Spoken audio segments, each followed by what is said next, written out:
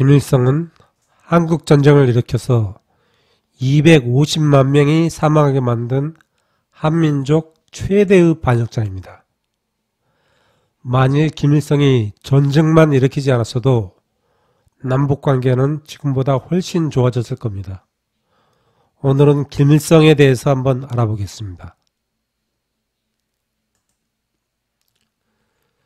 김일성은 1912년 4월 15일 평안남도에서 출생하였습니다.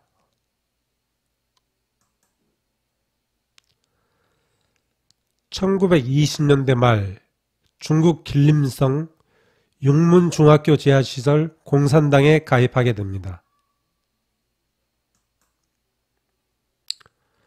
김일성은 1930년 초 중국 공산당 밑에서 만주지역의 동북한일연대에 참여합니다. 1937년 6월 김일성은 180여 명의 병력으로 한경남도 보천면의 일본 주재소를 급습합니다. 이 전투가 북한에서 가장 크게 홍보하는 보천보 전투입니다. 보천보 전투는 당시 민족신문 동아일보에서 대서특별하였습니다. 동아일보에서는 당시 일제점령기이기 때문에 김일성에 대해 별로 안 좋게 홍보하였지만은 이를 본 조선인들은 김일성에 대해 많은 우호적인 감정을 가지게 됩니다. 보천보 전투 결과 일본 경찰 7명이 사망하고 부상자 13명이 발생했으며 그 당시 독립군 한측 피해는 수십 명이었습니다.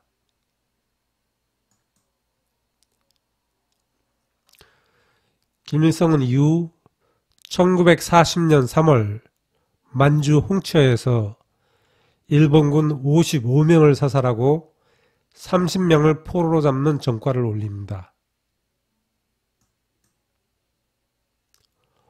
홍초 전투 이후에 일본군의 만주 병력 증가와 독립군에 대한 토벌 강화로 김일성은 연해주 소련으로 이동하게 됩니다.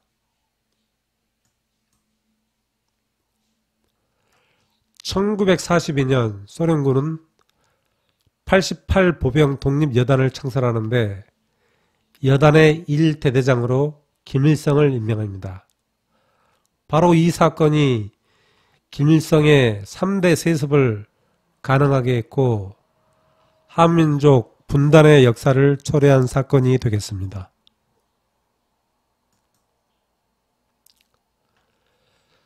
태평양전 조기 종식을 위해 미국은 1945년 8월 6일 일본 히로시마에 원자폭탄을 투하하였습니다. 미국의 원폭 투하 후 소련은 1945년 8월 8일 태평양전에 참전을 합니다. 소련의 급속한 진격에 미국은 소련에게 한반도 38도 선까지만 진출하라고 했고 소련은 38선에서 진격을 멈추게 됩니다. 일본은 1945년 8월 15일 항복을 선포하고 태평양전은 끝나게 됩니다.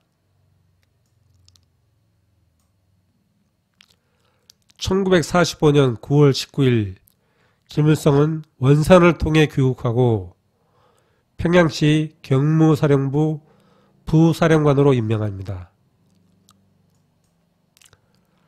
하지만 그 후 김일성은 자신의 소련군 군 경력과 소련군의 충성을 다해서 소련이 1946년 2월 북조선 임시인민위원회를 설립할 때 위원장으로 김일성을 임명하게 됩니다. 이때부터 김일성은 북한에서 권력을 쥐게 됩니다. 1950년 6월 25일 김일성은 자신의 권력을 더욱 강화하기 위해서 한국 전쟁을 일으킵니다. 소련과 중국에서 많은 지원을 받은 북한군은 낙동강 전선까지 일사천리로 진격하게 됩니다. 하지만 국군과 연합군이 1950년 9월 15일 인천 상륙작전을 성공시킴으로써 전세를 역전시킵니다.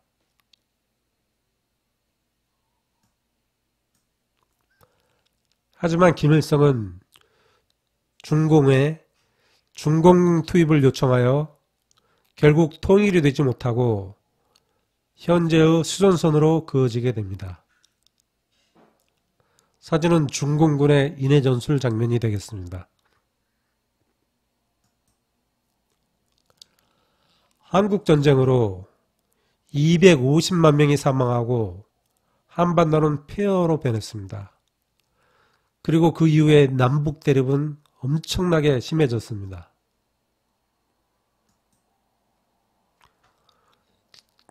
전쟁 이후에 김일성은 남로당파 수초를 시작으로 소련파, 연안파 등 자기에게 차후 적이 될 수 있는 모든 세력을 수청해버립니다.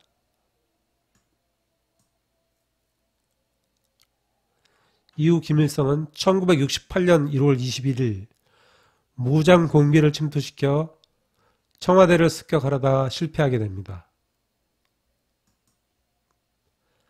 같은 해 10월 울진 삼척에 120명의 무장 공비를 침투시켜 수많은 무고한 양민을 학살합니다. 또한 대남 기습 침략을 위한 땅굴도 수십 개 판 것으로 드러났는데 현재까지 4개가 발견된 상태에 있습니다.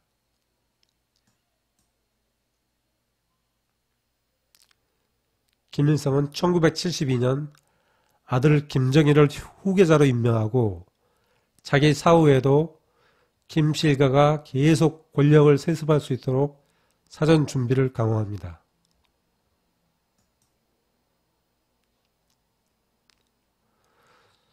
김일성은 1994년 7월 25일 최초 남북 정상회담을 김영삼 대통령하고 하기로 결심을 하였지만은 남북 정상회담 17일을 앞두고 7월 8일 심장마비로 사망을 하게 됩니다.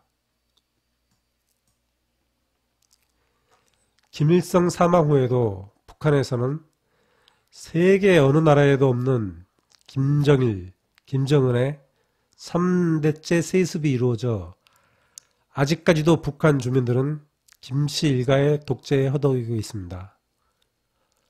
하루빨리 김씨 일가가 김정은 세력이 와해되고 북한에도 평화가 찾아오기를 기원합니다.